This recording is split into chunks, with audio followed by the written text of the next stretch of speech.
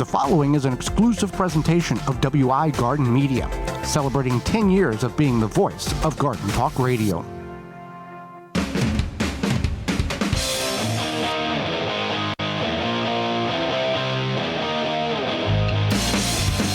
Coming up on the program today, we're going to be discussing what you should be doing in your garden right now, as well as birding in the backyard for all year-long enjoyment. Our guest is Becky from the Seasonal Homestead, and we will answer your garden questions. The hour is full, so join us. You are listening to the most informationally packed hour of garden-focused radio in the country and on the internet with your host, husband and wife team Joey and Holly Baird. This is the Gardening with Joey and Holly radio show. And welcome to another edition of the Gardening with Joey and Holly radio show. Happy to have you along. Thank you for taking time out of your day to join us for a little bit. I am your host, Joey Baird. Beside me is my wife, co-host, best friend, and gardening partner, Holly Baird. This program is for you, about you, to help your garden grow better, to maintain your landscape, grow healthier trees, make your grass look greener, as well as preserving what you grow. Happy you're tuning in, whether you're doing such on one of the 43 AM and FM frequencies, broadcasting our program here in 2026. Season 10 of the program, podcast replay, or in-studio video replay, maybe through our parent website, thewisconsinvegetablegardener.com. Under the Season 10 tab at the top of the page, you can find all listings of sponsors there, as well as coupon code availability under the Money tab at our parent website, thewisconsinvegetablegardener.com. You want to partake in the activities of participating in the program, you can certainly do such by sending us an email to gardentalkradio@gmail.com. That's gardentalkradio@gmail.com. Or you can give us a call toll-free, coast to coast, at 1-800-927-SHOW. That's 1-800-927-7469. Before we get in the program, Holly, it's time for this week's joke of the week. Okay, what did the flower say to the bumblebee? Something about my petals, my smell. No. Hive got a lot of pollen for you. You just said, I got it. This week's garden joke is brought to you by Rescue.com. American-made rescue products keep your family, home, and yard protected from pests such as wasps, hornets, yellow jackets, flies, ants, and more. Learn more at Rescue.com. That's RESCUE.com. So there's we are in the midst of, based on where you're at, some places it's going to be warm for a long time. Other places we've crested the hill and now we're going downwards. But regardless of where you're at, we're going to offer you some advice on what you should be doing that you may have not thought about in your garden, regardless of the condition of your garden or how long you're going to continue to garden this year. All right, so let's start with harvesting. That may seem obvious, but some people don't harvest regularly. They don't think about harvesting. They see a problem on their plant and they're like, oh yeah, I should harvest. So this is what you should be doing regularly right now, is harvesting. And the reason why you want to regularly harvest is because for most plants, if you harvest, they're going to make more vegetables. Okay, fruit, exceptions are like watermelon, pumpkins, right, the large ones. Now, if you are looking at wanting to get a nice watermelon or get a nice pumpkin, and you've got 4 or 5 on the vine, you can select and cut off the smaller ones, discard them in the compost, so the energy is focused on the 2 or 3 that you have that are the largest, and any additional flowers that plant may put out, you want to go ahead and remove those. So again, it can focus all of its energy on that. Topping Brussels sprouts is another thing. If you start to see the sprout between the stem and the leaf junction, you can go ahead and take the top 6 inches of that plant off to stop vertical growth and focus on sprout development. Right. So that's why harvesting is important, because it helps those plants do what they need to do. This is bush beans, tomatoes, right, definitely, cucumbers, also zucchini. If you just only, if you don't harvest them, they will grow and shut off. End of story. Right. And that's a problem. So harvesting is at the utmost importance right now. You're going to get your best bounty, with your best harvest if you harvest well and harvest when they need to be harvested. Right. You want to, cucumbers, zucchini, and bush beans or pole beans, you can harvest them at any stage. Obviously, the smaller the size, the more easier consumable it is, because there's not large seeds in it. It's not potentially tough or woody. So, and you can get more off of that plant as you harvest. Right. So then another thing you want to be doing is noting what is doing good, what is not doing good. We're at the point for most people in the year where your plants will be telling you, okay, I've had they're at their peak, essentially. You will know what's wrong. Well, you will know what's wrong. Because you're mad about it. So, and you can take note and say that you were like frustrated with growing a certain thing last year and you're like, I'm not sure if I'm going to grow it. I'll just give it one more shot. Now you will see if you will be successful or not, because sometimes you do have to throw in the towel on certain things on growing them. So it's not the same for everybody. No, make a note on what is good, what is bad, what problems you may be having. What problems are you? Pests. Is it if you're having a problem with a particular pest in one portion of the garden, be sure you don't plant that particular item in that area. Again, rotate it, move it to the other end. Identify what that pest is. Identify what that pest is predominantly going to attack, and then plant the opposite plant in that particular portion of your garden next year and pull and move whatever that is that it's attacking, whether it's cucumber, squash, Brussels sprouts, kale, whatever. Move it to the other side. And I understand that a garden rotation can be difficult because of the size.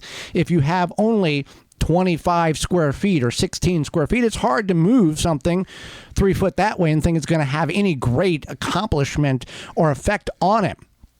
If you have 1,600 square feet or 4 acres, it's easy to move things around and not even have a problem. Right. So that's, definitely something you want to keep in mind is thinking about problems. Weeding, you can weed anytime. It's probably better to weed earlier than later, but you want to make sure that you're weeding consistently. Which we do not do. And so, if that's your thing to weed consistently, early, often, whatever, definitely go for it. If that's your therapeutical release. Now, it's not the worst thing to not be the best person at weeding or the most efficient or whatever. It's not a competition. There's no moral value to weeding. Now, can weeds choke out your plants? Yes. But also, does it make, maybe the strongest will survive? Also, yes. The only thing you've got to really be concerned is, we don't weed. We just didn't get around weeding. We've got foxtail. We've got ragweed. We've got some thistles in our raised beds. The bush beans and the zucchini and the cucumbers and the tomatoes are growing fine. I mean, obviously, yes, they will probably grow better without the weeds, but we got to just be aware of cutting the seed heads off at this point so they don't increase the population. If we was to weed now, it would actually damage the plants in which are growing. It would pull some of the green beans out. It would cause the green beans to be so weak that they would fall over because they're all growing together and the green beans are utilizing the foxtail as a support mechanism. And if you pull all the foxtail out, the bed's going to look great, but you're going to have 30 green bean plants laying on the ground flat and probably unable to recover from that shock of soil disturbance. Sometimes those weeds are also a distraction from your plants for pests. Like, for example, aphids. Aphids might be feeding off of a weed that's right next to your tomatoes or what have you. And if you remove that aphid infested weed, those aphids got to go somewhere. And yes, you can, dispatch those aphids, but they're going to come back. So sometimes you have to leave the weeds because it's best for for your garden ecosystem. What to improve for next year? Gardening is always a learning process, whether you are a master gardener or you just started 3 weeks ago. There's always a learning process. If you talk to somebody that says, hey, but I always got an answer, you might want to shy away from them because nobody has all the answers. Yes, the internet is a phenomenal place that has some really good information, but also has some very bad information to get attractive clicks and money sent to that particular person that's providing that incorrect information. So whether you are needing to improve your soil quality, you're needing to install an irrigation system, you want to save seeds this year because you've ran out of a certain variety of tomatoes, you can do that. Or you can buy more seeds early now from jungseed.com and use coupon code 15TG26 to save 15% on your order so you have them ready to go as they go on sale. shade cloth if need be, low tunnel or building a high tunnel, bird netting over your berries. If that has now become a problem, there's multiple things in which you can utilize and take. You've got a multi-$100 piece of electronic device in most pockets in which you can take phenomenal pictures and save them and look at them year round.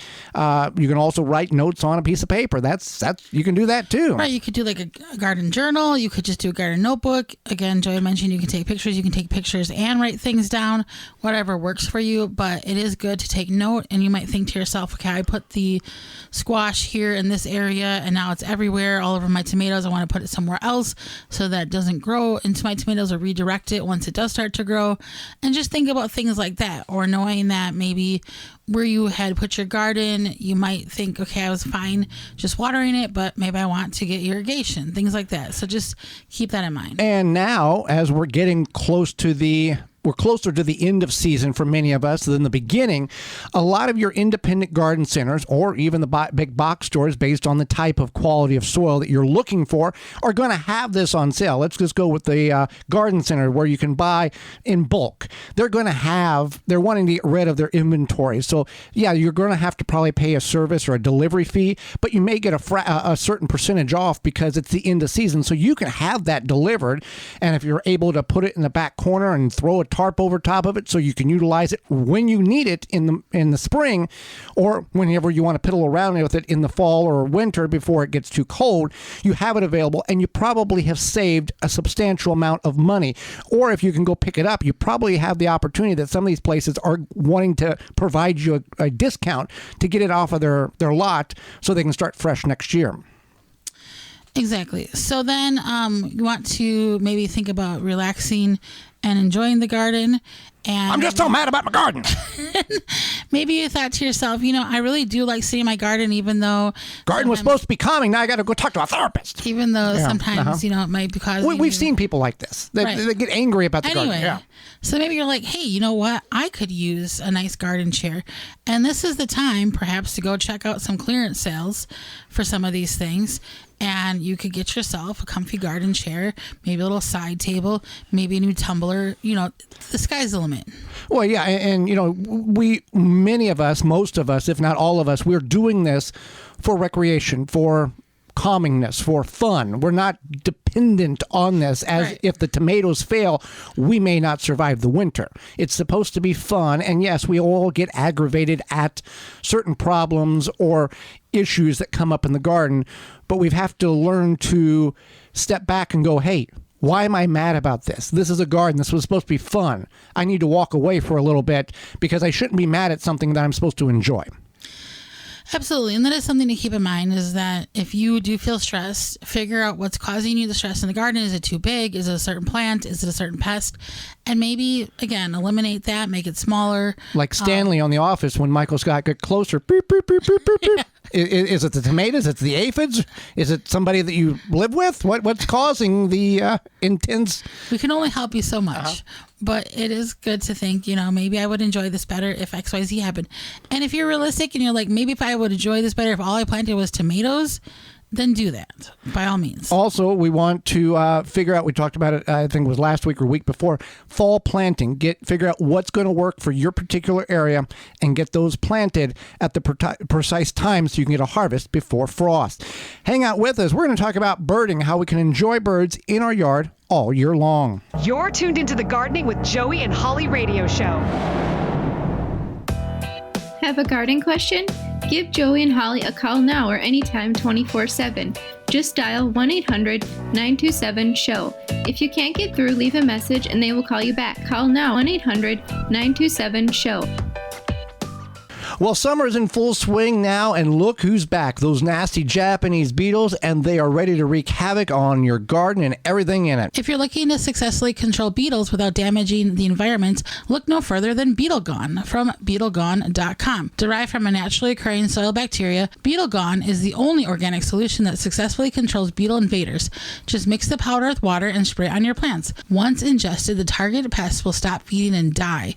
And since it's an organic BT product, you know it's a great choice to use on your fruits and veggies, in addition to your ornamental flowers and trees. Not only does Beetle Gone work, but what I like most about this product is that it is safe to use around beneficials such as ladybugs, butterflies, and bees. And it has no issue with water toxicity. Check it out and get yours today at BeetleGone.com. Get higher yields with durable green bed raised garden bed kits designed to be drainable, breathable, pest resistant, and long-lasting. DurableGreenBed.com. Abundance guaranteed. Jung Seed Company is a family-owned and operated gardening company since 1907 with the largest selection of seeds and plants online. Use coupon code 15TG26 to save 15% off your order at jungseed.com. That's JUNGSEED.com. Are you bugged by bugs? You need Naturally Green Products No More Bugs, environmentally friendly. Made in the USA, No More Bugs is a cedar blend that repels and eliminates mosquitoes, no-see-ums, ticks, fleas, roaches, ants, and more. No More Bugs is safe for you, your pets, and plants. Available online at nomorebugs.net, Amazon, Walmart.com, and the Home Shopping Network. With Mrs. Wage's canning products, it's easy to preserve what you love. Whether you've always wanted to try home canning or you're a seasoned pro, Mrs. Wage's can help you seal in something special. After all, we've been doing this since 1950. Our products let you hold on to your favorite seasonal flavors so that you can keep the taste you love and create new ones to share around the table. Great flavors and memories are worth preserving. Create something special with Mrs. Wage's. For the month of August, Azure Standard is doing a giveaway. Azure Standard is giving away Azure canning jars and David Stelzer's new book. He's the founder of the company called Seed of Hope. They will mail both of them directly to the winner. Azure Standard canning jars are 1.5 pint wide-mouth jars with lids and bands, as well as the Seed of Hope book from David. How you can enter this contest is simply send us an email to gardentalkradio@gmail.com. Subject line, put enter me, body copy, your first name, your city, and your state. Open to all listeners in the lower 48 contiguous United States. This drawing will occur on September 1st. Best of luck to all. Welcome back to the Garden with Joy and Holly radio show. Happy to have you along. Thank you so much for taking time out of your day to join us. You want to find out more information about those coupon code availabilities? Our parent website, thewisconsinvegetablegardener.com, under the Money tab at the top of the page for all the coupon code listings that we have worked to negotiate with these companies to save you some money, as well as all listings under the Money tab and past shows in podcast form.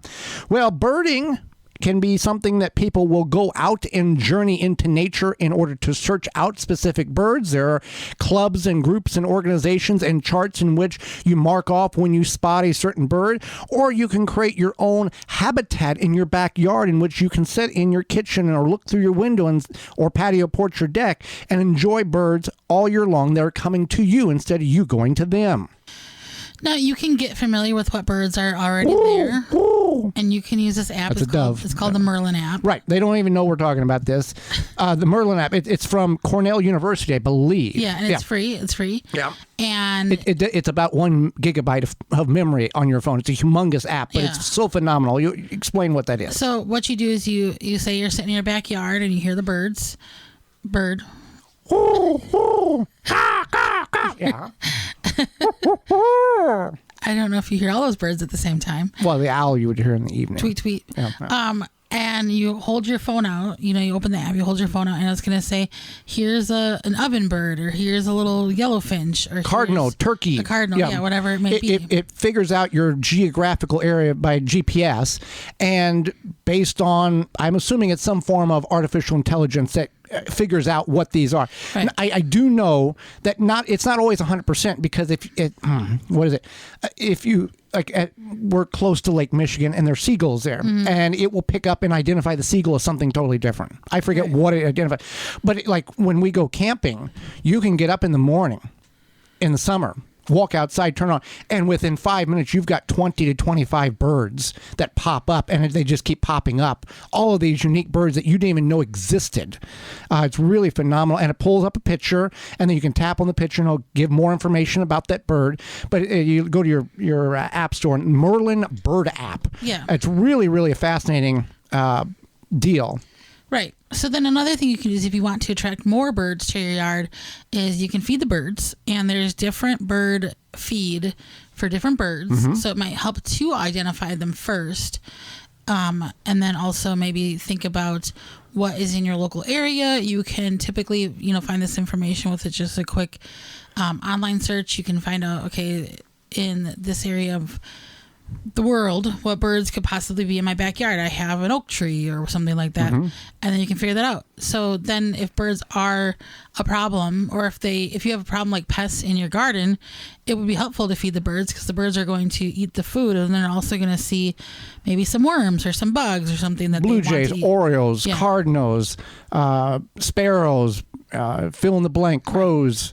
Anything you want you can bring in, and each one there's different bird feed mechanisms in which you can utilize. And if you're going to utilize these things, then you're going to have the problem with potential squirrels, and there are different devices. There's different squirrel-proof feeders.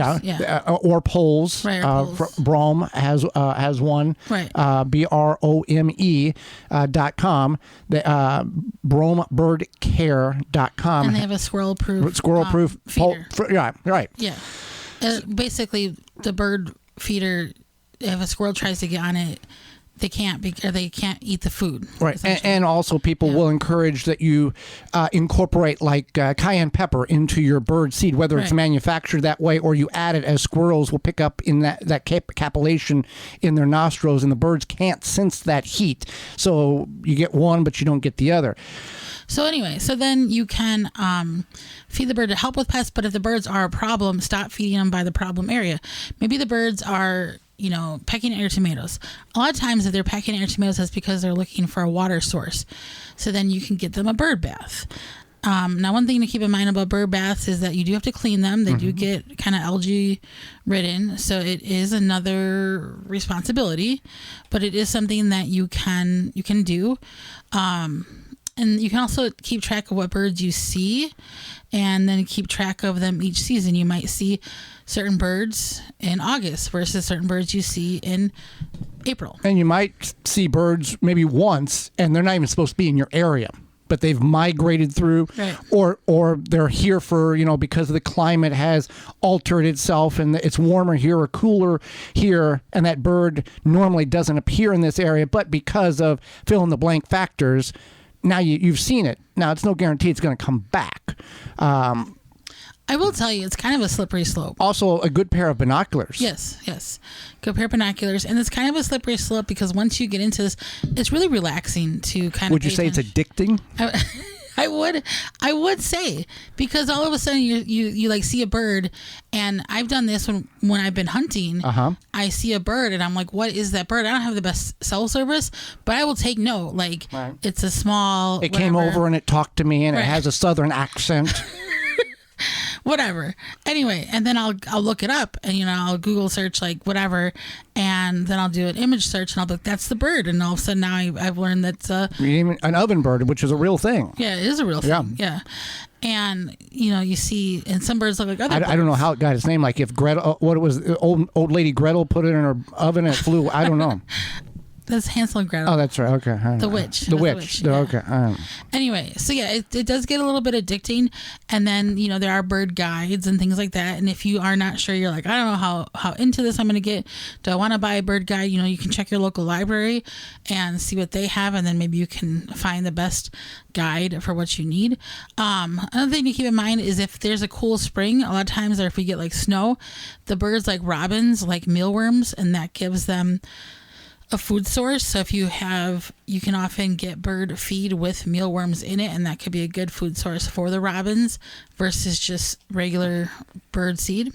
Well, you want to be, if you're going to start feeding these birds, you want to you want to continuously feed. You just don't want to feed them in the summer. Okay, summertime, great. They've got all kinds of feed. Obviously, they're going to come because it's maybe more convenient and they know it's going to be there for. But then if you just stop in October, then you've put these birds kind of in a very bad situation.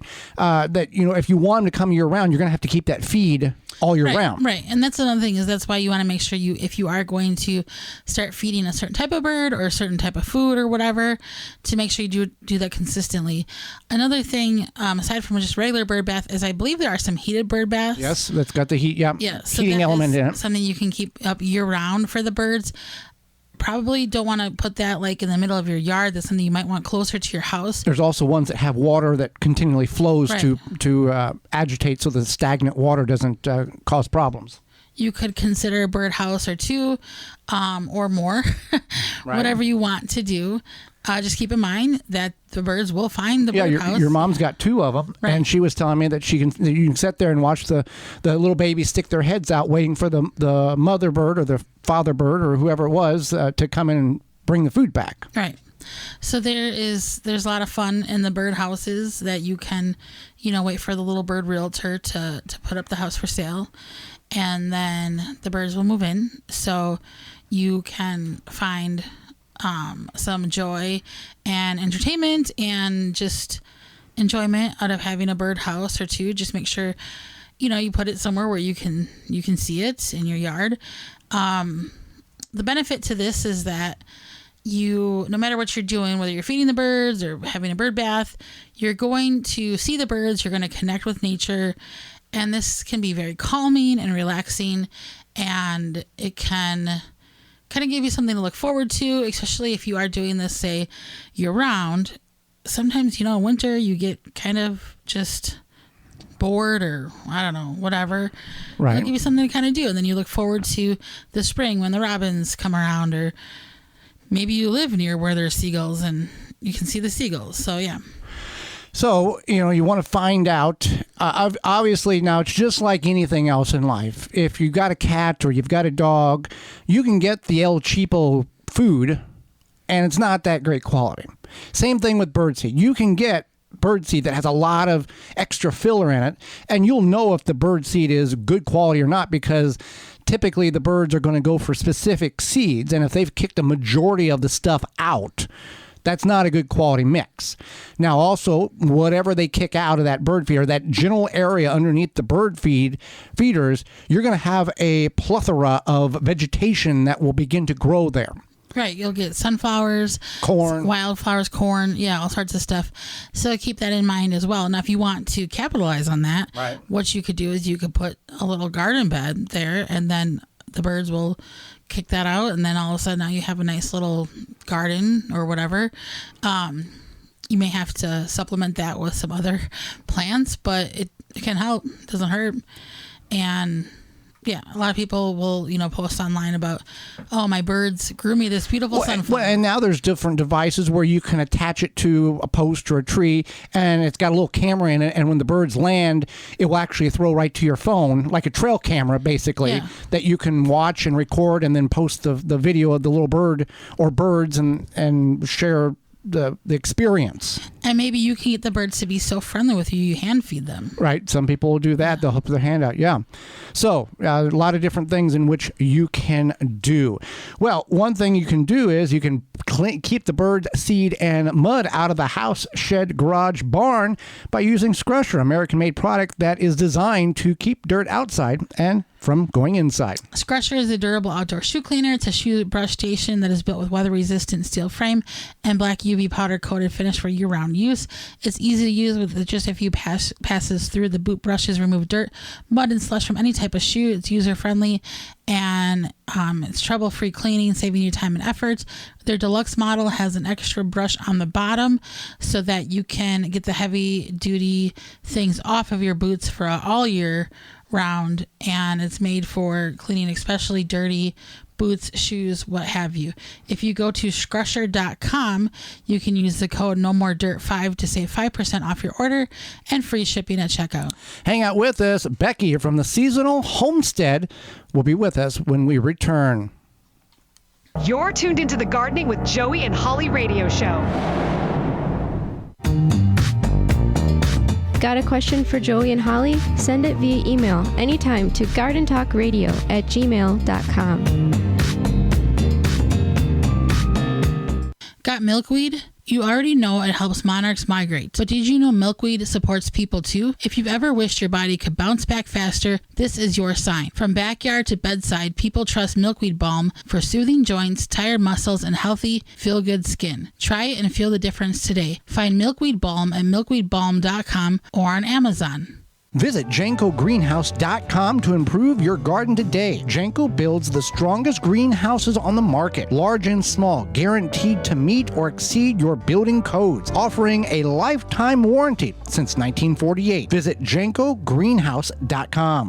This portion of the show is brought to you by Mrs. Wages Canning Products. With Mrs. Wages, it's easy to preserve what you love. Our products seal in flavors so that you can hold on to the taste you love and create new ones to share around the table. Create something special with Mrs. Wages. Working in your home office can be such a drag without the correct furniture. An adjustable and ergonomic chair and desk can make a huge difference. The C7 Max chair allows you to get the proper sitting support you need with adjustable armrests, headrests, and lumbar support for long sitting comfort. The C7 Max chair provides significant benefits like back pain relief, including adjustable lumbar support designed to meet the natural curve of your spine. It's a chair that has everything you need with customizable comfort features: 3D headrests, 5D armrests, a pull-out footrest, and recline functionality. A latex seat cushion paired with breathable mesh back helps you keep cool and comfortable. With a 300-pound weight capacity, you can sit comfortably and stay supported while working in your home office. Enjoy a 30-day return policy for a risk-free trial and a 10-year warranty with direct replacement for damaged parts. If you have a limited budget, but you can also check out the C5 chair, which is built with good quality and offers basic adjustment functions. To get your C7 Max chair, visit flexispot.com and use code C730 to get $30 off the C7 Max chair. David J. Frank, Southeastern Wisconsin's leading landscape company, is a landscaper you need. Their award-winning services include everything from lawn care, landscape maintenance, design, construction, renovation, irrigation, sustainability, and more. Big or small, let the experts at David J. Frank handle the hard work for you.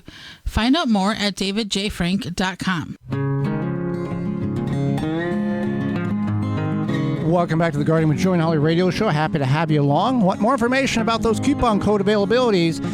Our parent website, thewisconsinvegetablegardener.com, under the Season 10 tab for all listings and the Money tab for the savings of the coupon codes. Well, before we go to the hotline, Holly, we got to keep our hands clean with a natural product from our good friends at ScrubbySoap.com. Yeah, Scrubby is a natural soap with a scrubber inside that fills the entire size of the bar. And rather than using harsh synthetic cleaning agents, they use citrus oil. So it's a combination of citrus oil and the scrubber creates the ultimate soap for removing dirt, grease, oil, and paint. Scrubby is not just for your hands. It's also a superior product for cleaning artist paintbrushes. So Scrubby is great for artists and painters, gardeners, mechanics in your kitchen. Fishing removes that odor. Paint, oil, grease, and grime.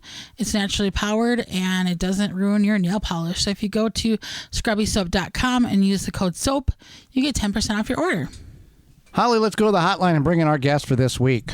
Becky and her husband, Cameron, have a 52-acre homestead in Arkansas where they, as a family, grow most of the food they consume. They show many tips and ideas on their YouTube channel, The Seasonal Homestead. Welcome to the program. Thank you. Well, thanks for having us. Absolutely. We've got a lot of questions for you, and you're going to educate Holly and myself and all of our listeners. And I'll start with this. You started with a very small backyard garden, and now you're at 52 acres, farm homestead. Was that the goal starting with this, or did the small garden kind of inspire you that you'd wanted something bigger? How'd that all begin? Okay, so that was definitely not our original goal. When I first started gardening, I had a couple raised beds in our backyard, and it was really only a hobby, and it was just something that I enjoyed doing. And then a few years later, I had some health challenges that just caused me to take like a closer look at the way we were eating. And after that, I started to cook more of our own food from scratch. We also began growing and eating more from the garden. And when I did that, my health, it really improved. And at the time, we were living on about a third of an acre. Eventually, we were able to buy the lot next door to us, and then we built a much larger garden. and that was around 3,000 square feet.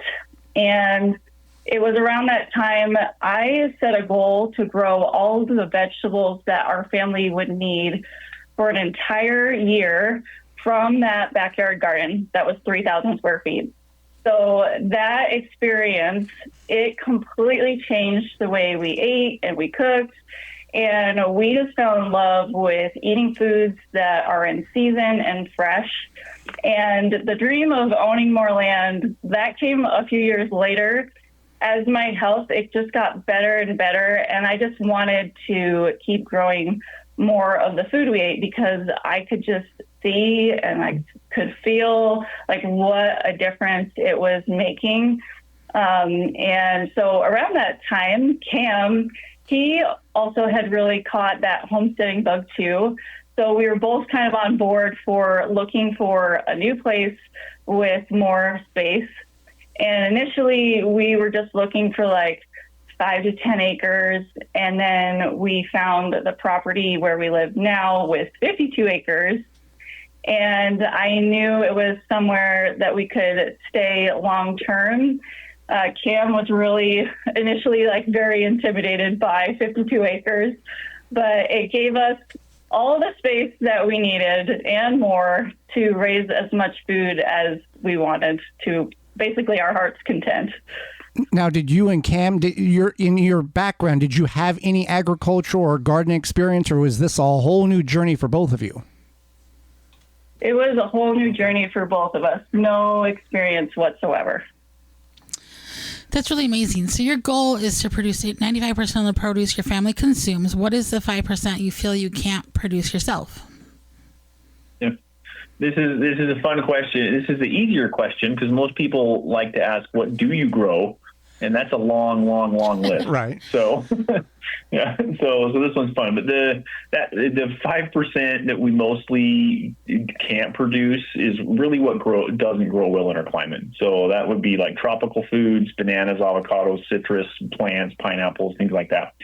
And then you get into more specialty things that we enjoy, like chocolate, vanilla beans, and then more recently, some of the spices like black pepper and cinnamon. Those are just very difficult or even impossible to produce here. And so those things we don't grow. There's also a few things that we technically could grow, but they may not be worth the space or the effort it would take to produce the amount that our family eats. And so kind of to sum up this question, the goal for us isn't necessarily to grow every single fruit or vegetable we consume, but it's more to grow nearly everything that grows well here in Arkansas, and then preserve enough of it to last through the year until the next growing season, and then still be intentional about the small amount of produce that we buy. Now, whenever you got into this and you said, okay, we're going to buy 52 acres, what did your immediate family think, since you explained that you didn't have agricultural background or anything like that? Did they think that you had went off the deep end and needed some help, or was they like, okay, if this is your dream, we are behind you?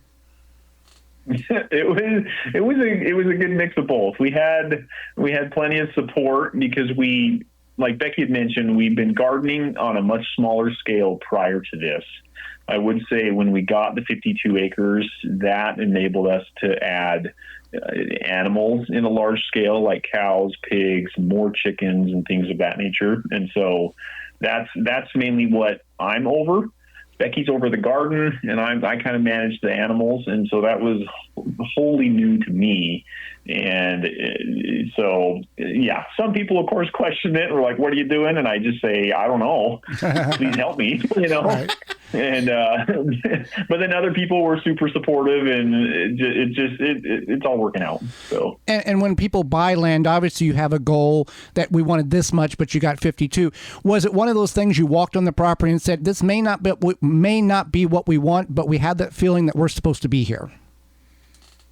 Yeah, it was definitely one of those moments where we had actually been looking for a property for a year. So we looked all over. We were looking for a place with a house already built and all this stuff. And like I said, just like 5 or 10 acres. And I saw this property and I told Cam, I was like, we got to go look at this today. And we looked at it that day, and I knew like our drive up to our land, there's like a little hill and then it crests at the top. And when I saw the top, I was like, this is the place. I knew it immediately when I saw it. Like, this is where we're supposed to live and be. So, because also the year that we were looking, we had our search filter for 10 to 20 acres, and that's what I was comfortable with. And so then when she showed me this 52-acre plot, I was like, this is insane. And then we drove up. We had, we had that moment, and then I was like, okay, I'm in deep trouble because now we got to pay for this thing. Right. But it's a once in a lifetime opportunity. They don't make land anymore, so you got to take what's available and what feels right. Yeah, for sure. Now, why don't we talk about your YouTube channel, The Seasonal Homestead? When our listeners go to check it out, what can they expect there? Yeah, awesome. So, Becky and I have been married for 20 years, and so we've had some version of a garden ever since we've been married. We started out really, really small, like a few tomato plants, and that's about it. And then each year it grew bigger and bigger. And then in 2019, we purchased the 52 acres that we're on now. And once we did that, we felt it was important for us and for others to document our journey of starting a homestead from scratch. Because this land that we bought, it was an empty hayfield when we acquired it. There was nothing on here. Hay, the barn was here, but there was nothing. So everything we build that you see on the channel, we have built that with our bare hands, pretty much. Besides from our house. Besides the house, yeah. So the channel is just where we document our life, the seasons of growing, what we do grow, and then of course the ups and downs of homestead life. What works and what doesn't. And so it's good. It's good for us to help keep a record of the seasons. It provides a wonderful educational tool for others to learn from and be inspired by. And it's our source of income too. So that's a good benefit. Right. And you can look back and go, okay, I remember that. That's how we fixed that problem, because now we've got a similar problem. Now I remember how to go about doing that. It's a thing that our parents and our grandparents didn't have. They just had to remember and write stuff down, and sometimes that didn't translate very well as a video does nowadays. Yeah, it's definitely like a video version of a journal, so it's very nice.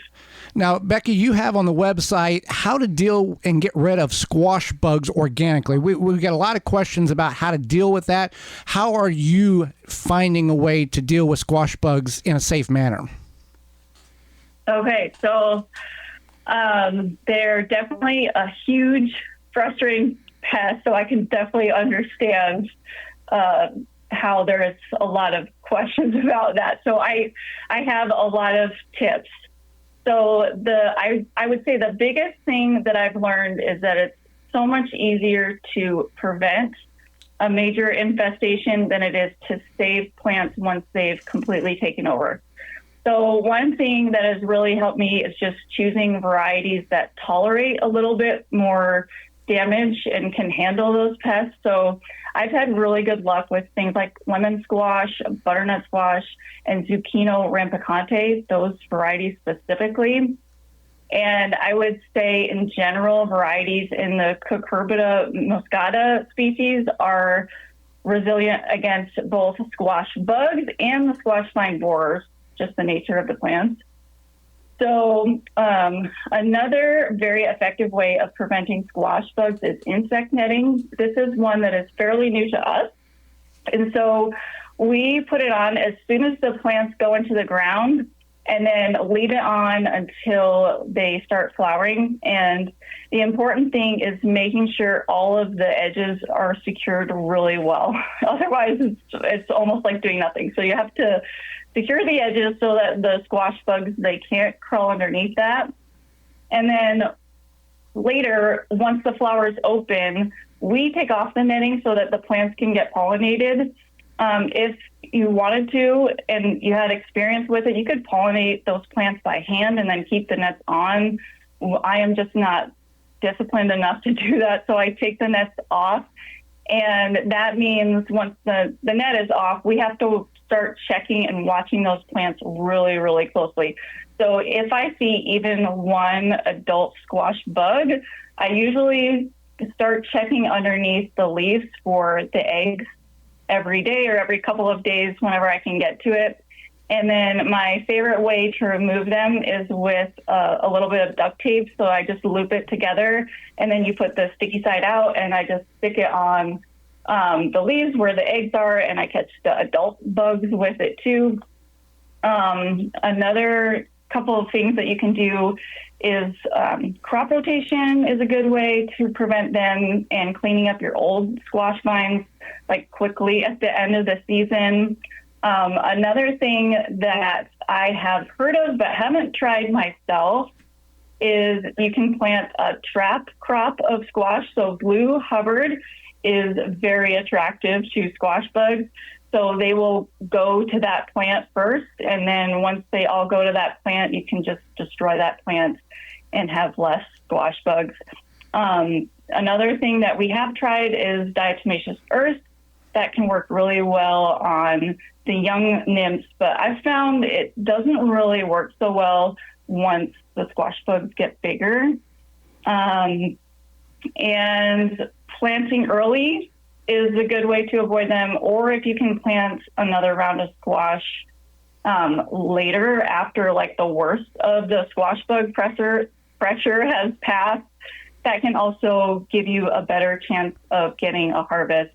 And so just an experience we had this year that was different. We put that insect netting on our squash bug plants while they were still young. And then the squash bugs, they're just so attracted to those plants that they just landed on the net. And I could just see them so well that I went by every day with my duct tape. And it was so easy to just like grab each one of those squash bugs on the plants, and there were tons of them at the beginning, not on the plants, on the netting. So there were tons of them on that netting, and by the time I was taking off the netting, when it was starting to flower, that first big wave of squash bugs had passed. I had gotten off a ton of the adults, and so I still check the plants pretty regularly, but so far I have had like the least amount of squash bugs I've ever had because I did that in the beginning. So just to summarize, like that is really the key. You got to catch them early, stay consistent. And then because the reason for doing that is once there are hundreds or thousands of them on the plants, they are so much harder to control naturally. Absolutely. Now, people often have the dream of having a homestead of whatever size. What was the easiest thing, and what was for you on your homestead? And then what was something that you never imagined could be so difficult that you experienced? Okay. So I would say the easiest thing about homesteading, it happens at the end of the growing season. So we work so hard all year to grow and preserve food.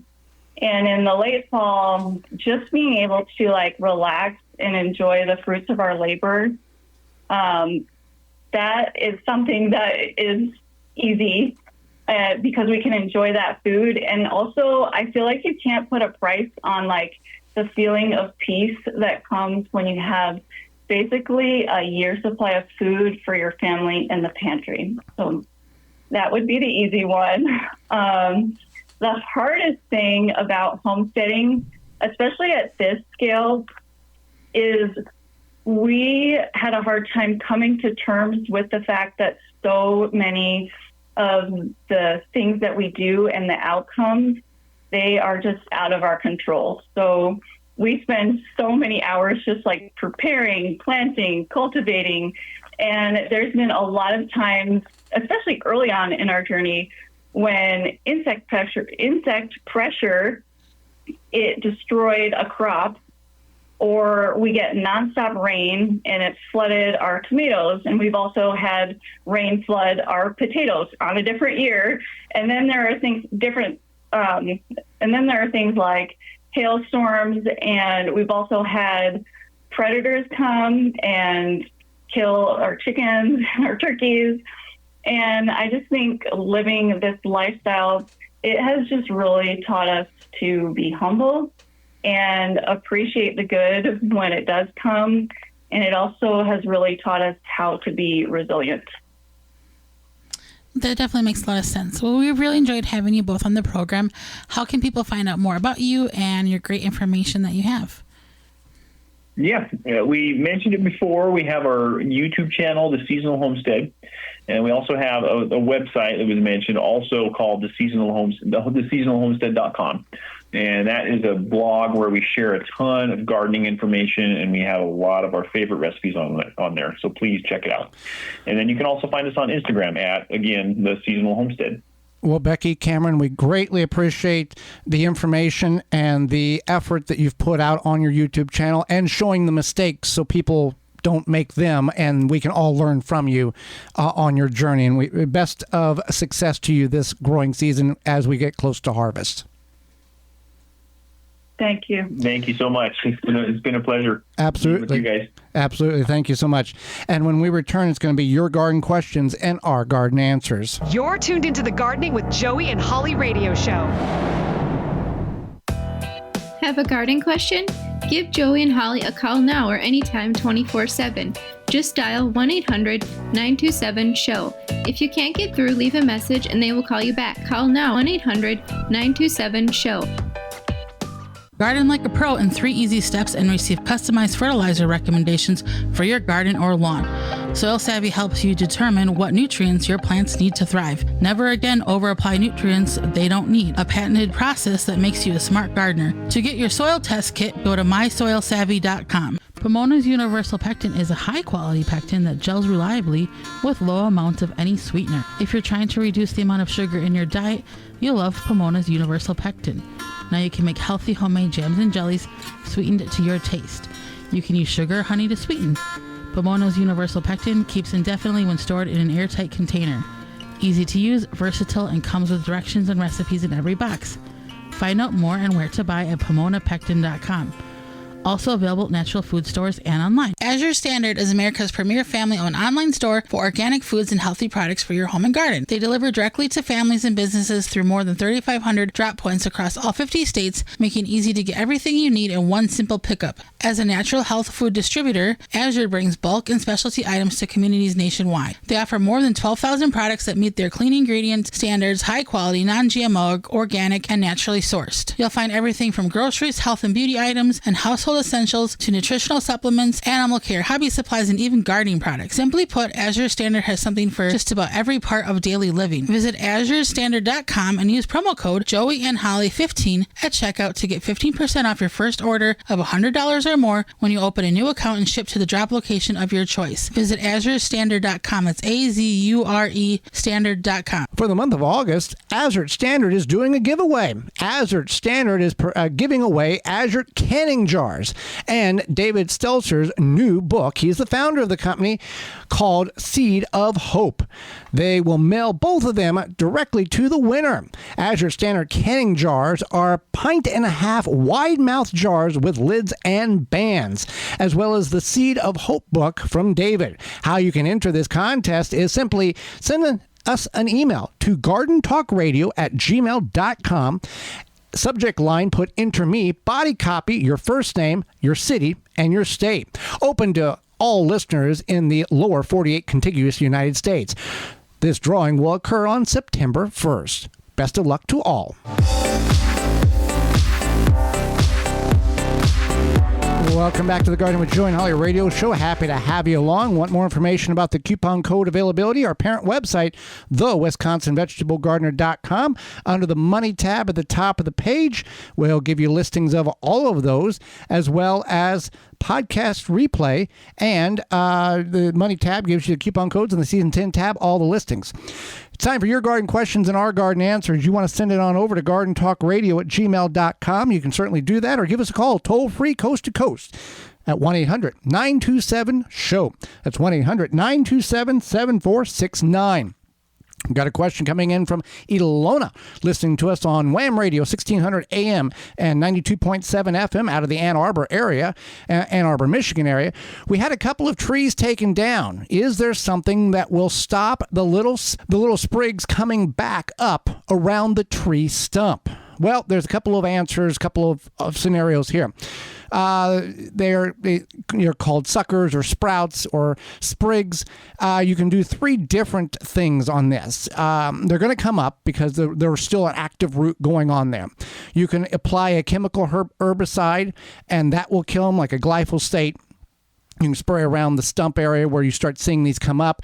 If you're not into that type of application, block it from light and air. Cover it with a very heavy, tightly covered tarp, black plastic tarp, weighing it down around the edges to starve the growth system from light for several months. You can do a stump grinding, that'll destroy it, or you can do manual persistent removal of those sprouts. And as you continue to do that time and time again, eventually the roots will run out of stored energy and die. So there's some answers to your question, and maybe that will assist you. Next question on the list is, this might be a dumb question, but I am a new gardener and I'm in zone 10A. I have a bunch of seed packets, and on the back it shows the outdoor sowing map, none of them in which indicates them for planting in July or August. So does that mean I cannot plant them right now? I would say yes, because in zones like that, if you try to... Regardless of what zone you are, the back of most seed packets have a graph of what time frame of the year you can plant them particular plants. Right.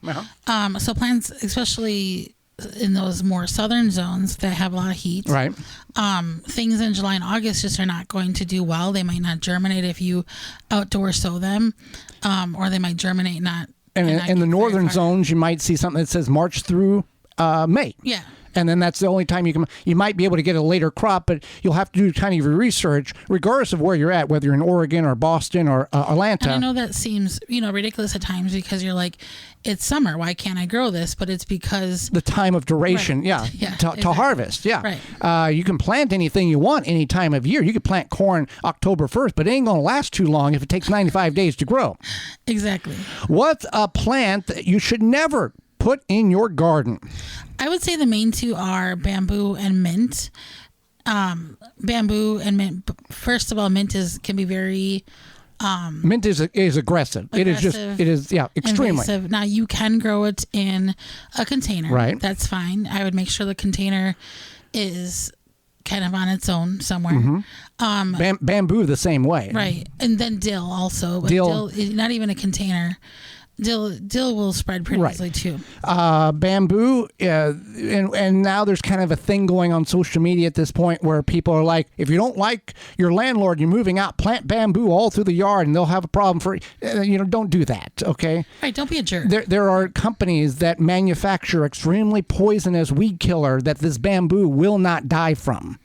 The only way you can get the bamboo to be removed is continue to starve it out. Dig it up, dig it up, dig it up, dig it up.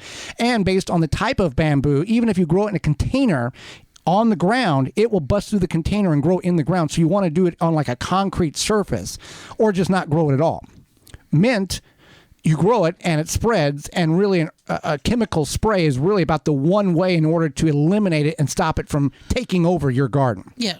And it's definitely both are very invasive and hard to get rid of. So I would recommend neither. How do you know when it's time to harvest your sunflower for seeds? So you will know because the petals will be gone and the back of the head will yellow. You want to cut them down when the petals are gone and dry them out inside, like in a sunroom.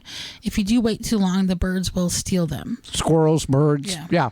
So whenever you can take the head off and lay it seed side up and let it dry that naturally, whether it's in a greenhouse or, like you said, sunroom. Or if you're going to put it in a bag, never put it in a plastic bag. Put it in a paper bag. You can still get those at grocery stores. And because we did this one year and just we never thought of it, and this was like many years ago, we threw it in a plastic bag. And then we found it like 3 or 4 weeks later, and it was not in a pretty site. It was pretty mucky. Yeah. Yeah, very rotted. And did not smell good either. No. So just imagine that. And the reason why you wouldn't put it in a paper bag is as it dries, you may lose, those seeds may fall out. Now, if you lay it on its backside and let it dry that way, it's the same thing. I have heard I can harvest tomatoes sooner than waiting until they're fully ripe on the vine. Is this true? What is your tips? Well, depending. If you see, I mean, obviously for like a red tomato or whatever color, purple, pink, white, yellow, if you see the color turning and you are concerned that something might get to those tomatoes in the time, you can harvest them, but it is best to harvest them as much as you can on the vine. Yeah, if you start seeing the pigmentation change from the bottom up and around to the top, you can go ahead and pluck them off. In about 3 days inside, they're going to be ripe. And again, if you're concerned that you've got problems that red or bright ripe tomatoes are going to be attractive to hands or animals, then you can go ahead and harvest them and then kind of store them inside. You're not going to lose any valuable flavor by picking them early. Once they begin to ripen, they've pretty much sealed the deal on the inside. Well, we are out of time, and we thank you for yours. Miss any portion of the program or would like to revisit it, you can certainly do such by going to our parent website, thewisconsinvegetablegardener.com, and clicking on the Season 10 tab. Tune in to the program next week, where we'll be talking about creating what it takes to create a food forest, as well as planting fall bulbs, our monthly Chatter Spot segment, and we'll answer your garden questions. So until next week, for Holly Baird, I'm Joey Baird, and we will see you in the garden.